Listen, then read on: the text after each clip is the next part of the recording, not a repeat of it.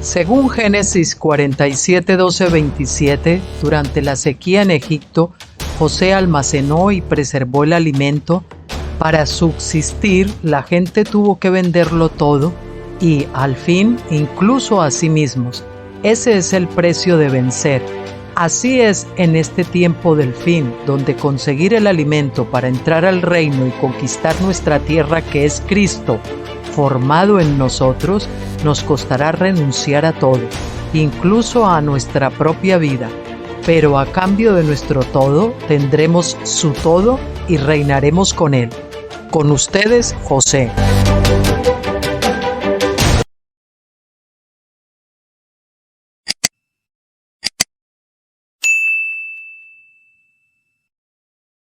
Hola, buenas tardes, ¿cómo están? ¿Terminan bien la semana conmigo? ¿Eh?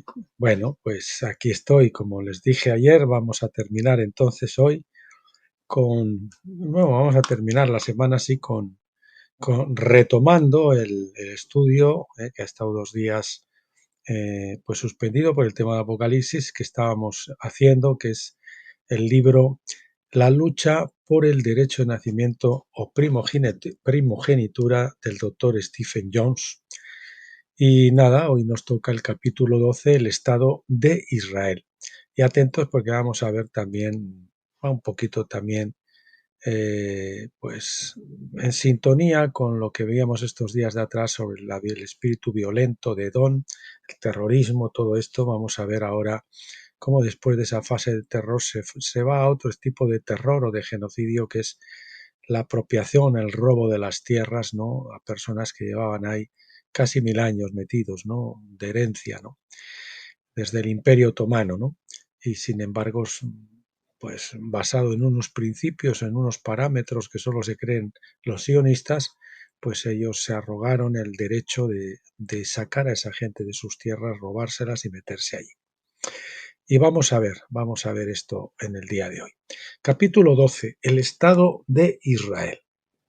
Bien, en la primavera de 1947, el gobierno británico se dio cuenta de que su presencia en Palestina era insostenible. El trabajo de los terroristas judíos se había vuelto demasiado exitoso. Debe tener en cuenta que no fue el terrorismo árabe lo que hizo que los británicos abandonaran Palestina. Fue el trabajo de los terroristas judíos, sobre todo de Menachem Begin e Isaac Shamir. Bueno, lo que le estaba diciendo el robo de la tierra creo que es el capítulo siguiente, creo que me he adelantado un poquito. Creo que esto todavía continúa con el tema del terrorismo.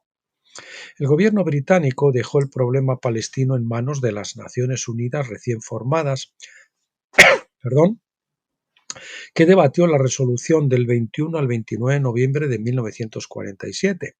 Los estados árabes se opusieron a que a los judíos se les diera tierra alguna en un estado particionado, pero esta objeción no era factible, ya que en ese momento había cientos de miles de judíos que ya vivían a lo largo de la costa de Palestina y difícilmente podrían ser expulsados en ese punto, en ese momento.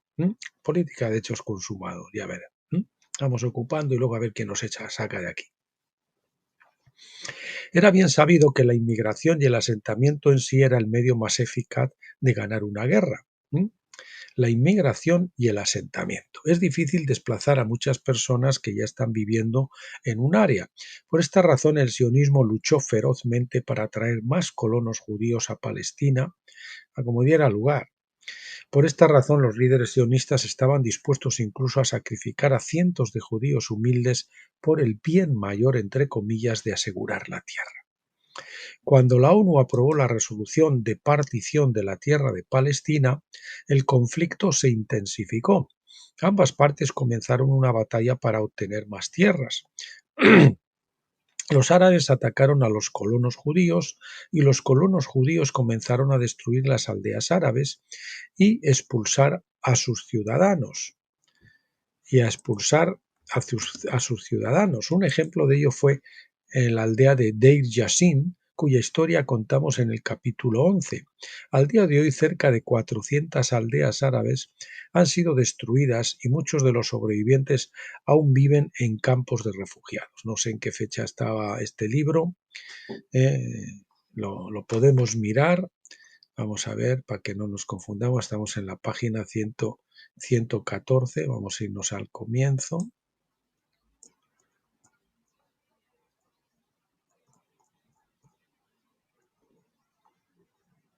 Sí, el copyright está en el 2002, o sea que fíjese, eso lo está diciendo el doctor Stephen Jones en el 2002.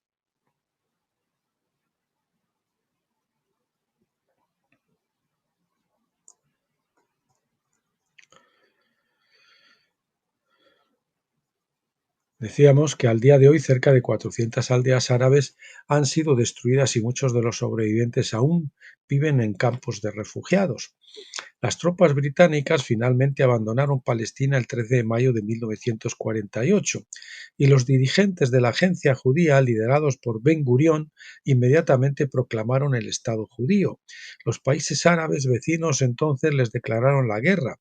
En el intento de poner fin a los combates, la ONU envió como su oficial mediador al conde Folke Bernadotte, el sobrino del rey sueco. Él era también el jefe de la Cruz Roja sueca.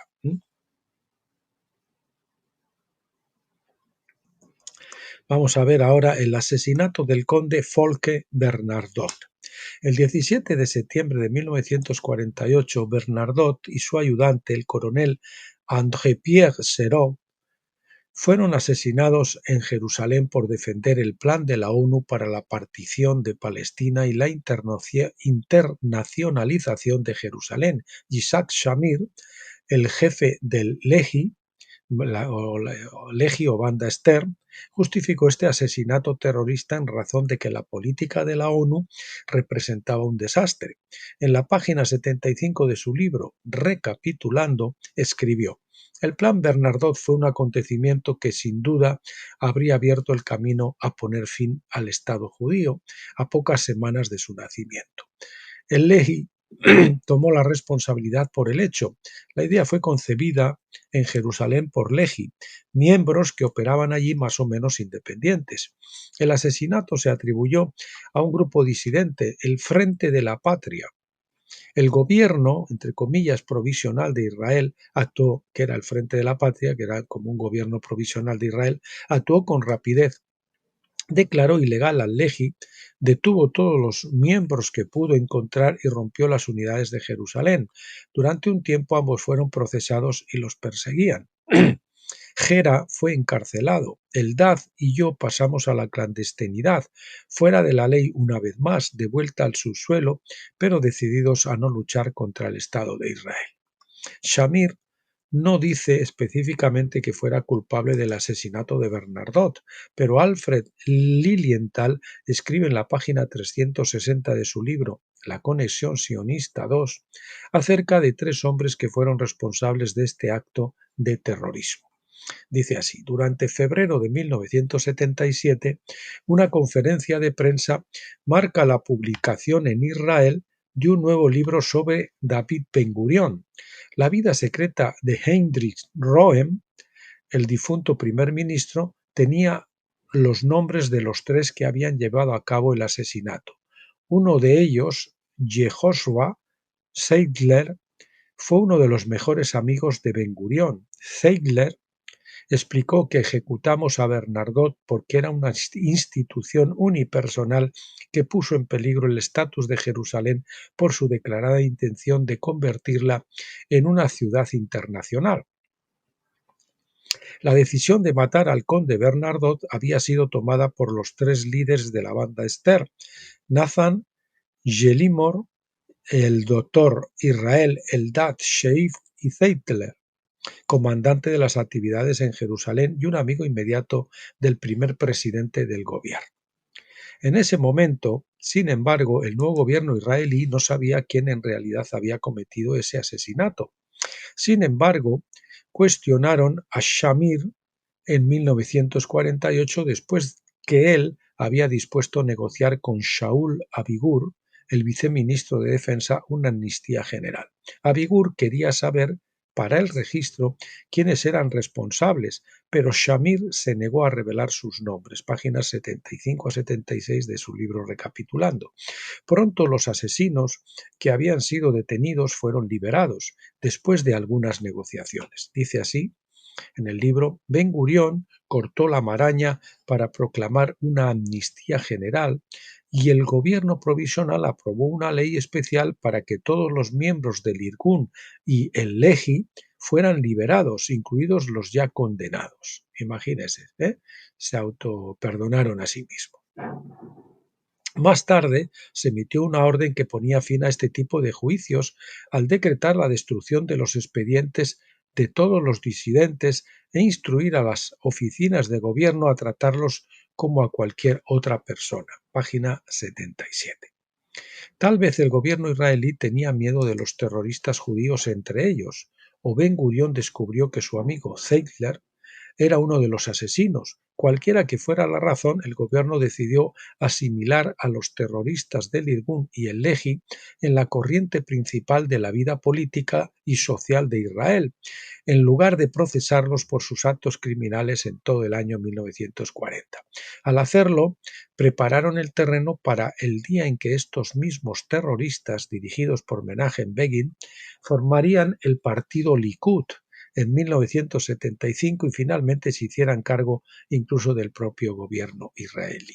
Pues algo parecido con lo que está ocurriendo en España, que ahora estamos aquí, sobre todo en el País Vasco, a punto seguramente de tener pronto un terrorista del Endacari. Veremos a ver qué es lo que ocurre, pero todo apunta en esa dirección. Avanzamos. La persecución de los judíos sionistas iraquíes.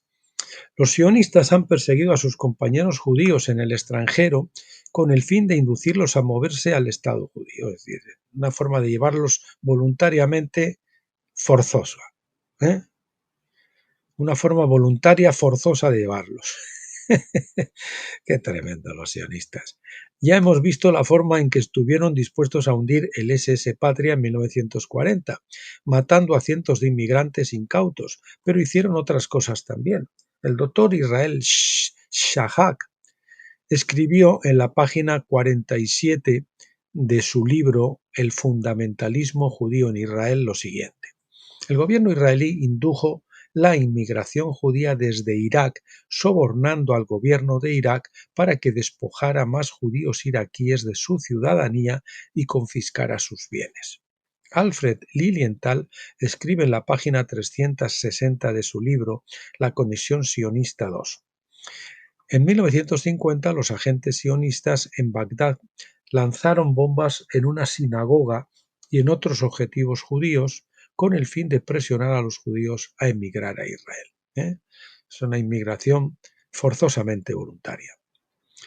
Naim Giladi, un judío iraquí, sin duda, no tenía ni idea de que sus compañeros sionistas harían una cosa así. Formó parte del movimiento clandestino sionista en sus primeros años y sufrió 2 años de prisión y tortura en un campamento militar iraquí por sus convicciones sionistas.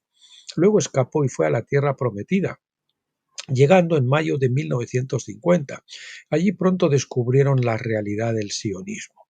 Encontré su historia en línea en ese enlace que ven ahí en pantalla, www.yesnosionis.org. Si quieren se lo deletreo por si alguno lo quiere buscar: www.sionistas.org/Irak.html. Bien, él cuenta cómo la oficina de trabajo le contrató para conseguir que los palestinos firmaran peticiones escritas en hebreo, que no lo entendían, a la ONU pidiendo ser transferidos fuera del Estado judío de Gaza, que estaba bajo control egipcio en la época.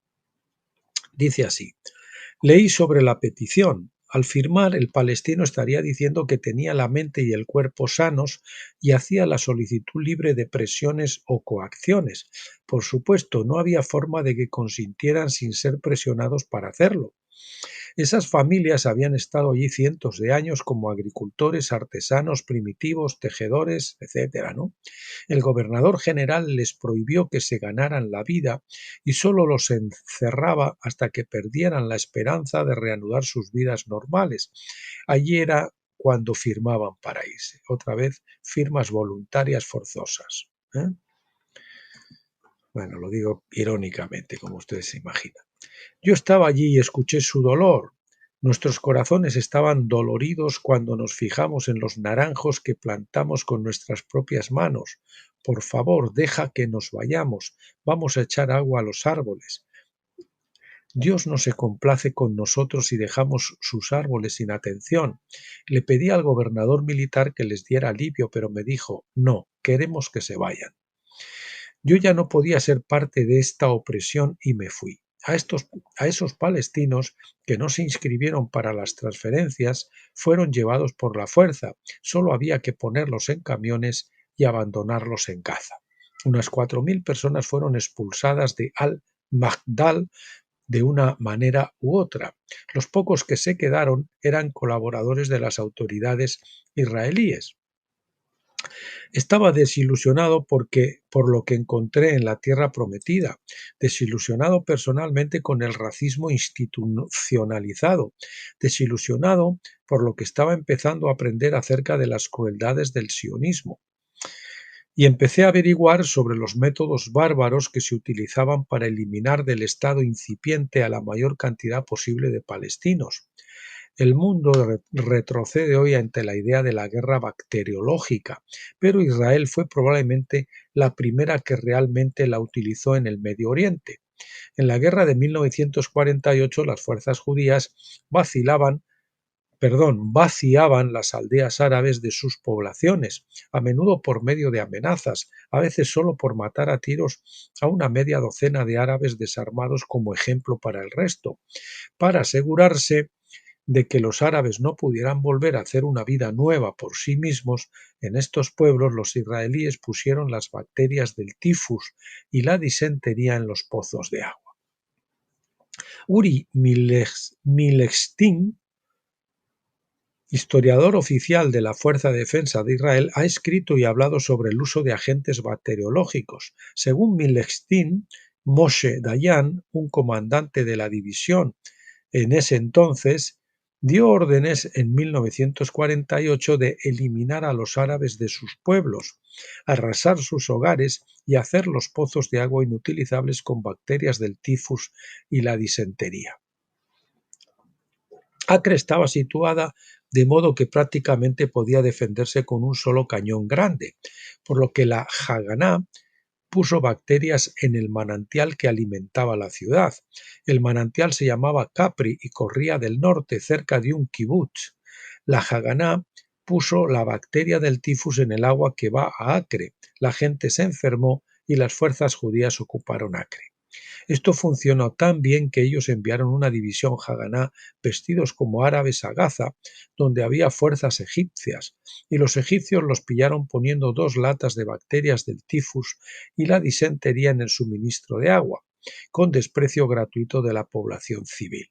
En la guerra no hay sentimientos, dijo uno de los hombres de la Haganá capturados. Esta es solo una muestra de las cosas que los sionistas han hecho a los palestinos en el nombre de Dios y, supuestamente, para el bien de todos los judíos. Los extremistas no pueden entender por qué los judíos disidentes no les aprecian a ellos por todo lo bueno, entre comillas, que han hecho por su país y por los judíos en general. Ellos no entienden que no todos los judíos toleran el asesinato, el terror y la guerra biológica para el bien del Estado.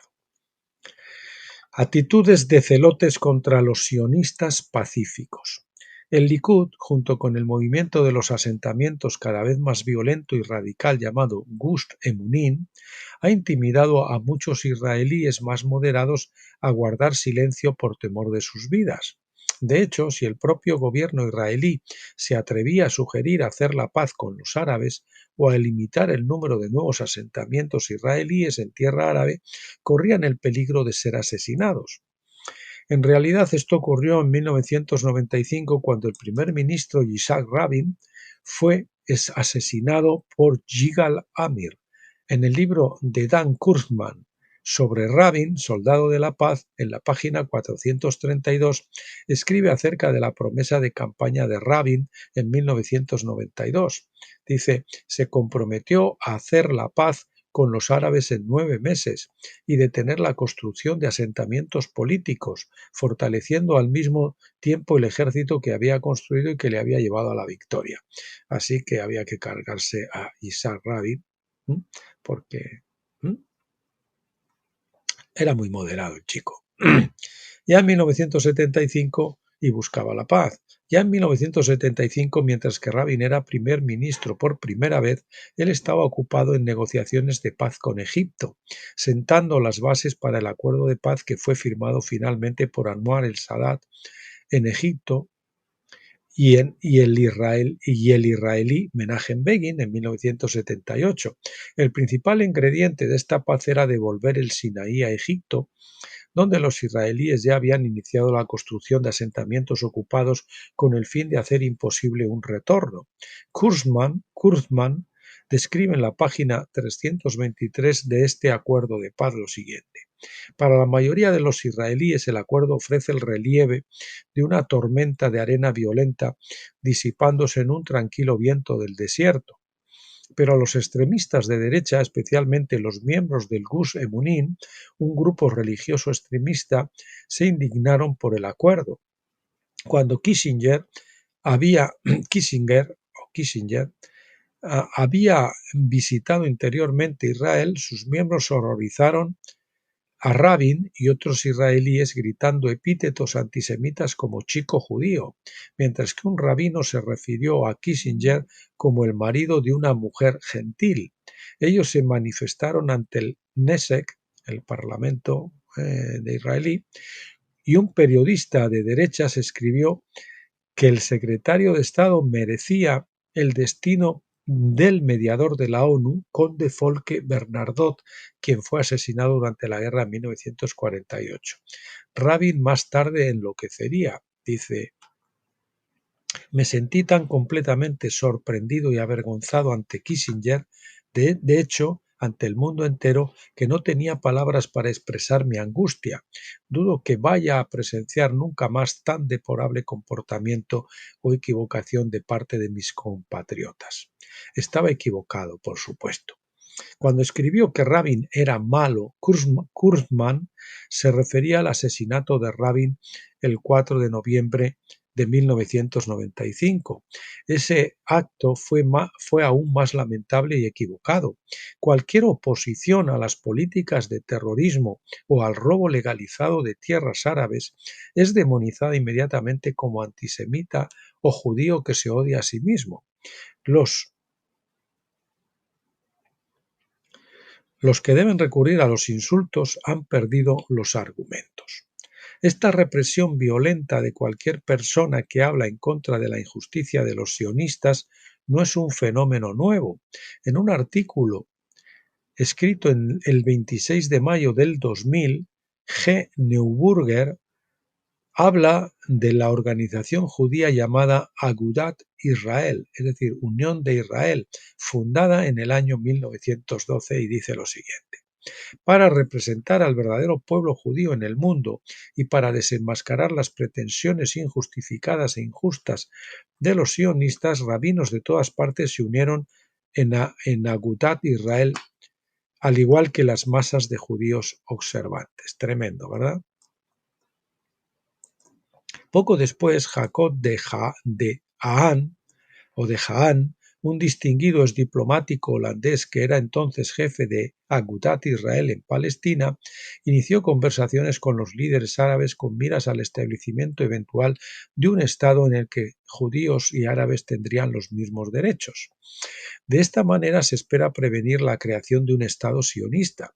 A pesar de las amenazas a su vida, de Haan, plenamente consciente de los peligros últimos, vamos a poner de Haan, vamos a ponerlo con mayúscula porque si no, aquí. De Haan, plenamente consciente de los peligros últimos de un Estado sionista, continuó sus conversaciones y negociaciones. En la víspera de su partida en 1924 para reunirse en Gran Bretaña con autoridades de ese país, fue asesinado por la Haganá, la fuerza paramilitar sionista, en el centro de Jerusalén cuando él regresaba de la oración de la tarde. El líder más grande del Neturei Karta, una rama de Agudat Israel, era el rabino Amram Blau, un líder inspirado y dedicado cuya compasión igualaba a su coraje. Él no podía guardar silencio ante la injusticia, la inmoralidad o la hipocresía. Él era amado por los judíos y respetado por los cristianos y musulmanes. Nacido en Jerusalén, él nunca dejó la Tierra Santa durante toda su vida. En sus escritos subrayó muchas veces que judíos y árabes habían vivido en armonía hasta el advenimiento del sionismo político. El rabino Blau fue encarcelado en Jerusalén y no por las autoridades otomanas, no por los británicos y no por los árabes, sino por los sionistas. Así vemos que el sionismo tiene una historia de represión e incluso de asesinatos de disidentes judíos desde tan temprano como 1924. El objetivo final de esta violencia es obligar a todos los judíos a ser sionistas por la fuerza. Es tremendo. Y por lo tanto a equiparar el sionismo con el judaísmo. Así que no es de extrañar que tal asesinato y persecución se produjeran ya en 1983 con el asesinato de Emil Grundtvig, cuando los judíos protestaron por las políticas injustas y criminales de Ariel Sharon en el Líbano. Paz Ahora organizó una manifestación para protestar por la masacre de Sharon en el Líbano, en los campos de Sabra y Shatila, reuniendo a más de 400.000 israelíes que se manifestaron contra Sharon. Estos defensores de la paz fueron atacados por violentos partidarios de Sharon. En la página 212 de Fanáticos de Sion, Robert Friedman escribe: varios meses más tarde, una manifestación contra la guerra del Líbano organizada por Paz Ahora, enfrente de la oficina del primer ministro en Jerusalén, fue atacada violentamente por matones derechistas que usaban kipá de punto y coreando Begin, Begin, rey de Israel. Escupían a las mujeres manifestantes y les decían: tú eres mujer árabe, deberías haber estado en Sabra y Chatila. A continuación, una granada fue lanzada contra la multitud, que incluía a muchos oficiales de las unidades de combate de élite. Emil Grundtvig, un joven profesor de matemáticas de la escuela secundaria del Kibbutz Revivin en el Negev, fue muerto en la explosión. Más tarde, en el hospital, los manifestantes fueron atacados, heridos y golpeados, al igual que los médicos. Los extremistas judíos gritaban: «Es una pena que solo hubo un muerto». Imagínense. Desde los enfrentamientos entre Begin, Irgun y Haganá con Ben Gurión, desde Begin, que es el Irgun, y Haganá con Ben Gurión, en la década de 1940, los graves enfrentamientos entre judíos en Israel no parecían tan grandes. En los meses posteriores a la muerte de Grundtvig, destacados académicos israelíes liberales, artistas y periodistas se convirtieron en blanco de la violencia de extrema derecha. Casas y coches fueron destrozados con bombas incendiarias. En un caso, el apartamento de un encuestador político que informó de que la mayoría de los israelíes estaban dispuestos a negociar tierras por paz, fue incendiado. Dede Zucker, fundador de Paz Ahora, fue golpeado frente a su casa de Jerusalén por los matones derechistas. Zucker se trasladó a Tel Aviv.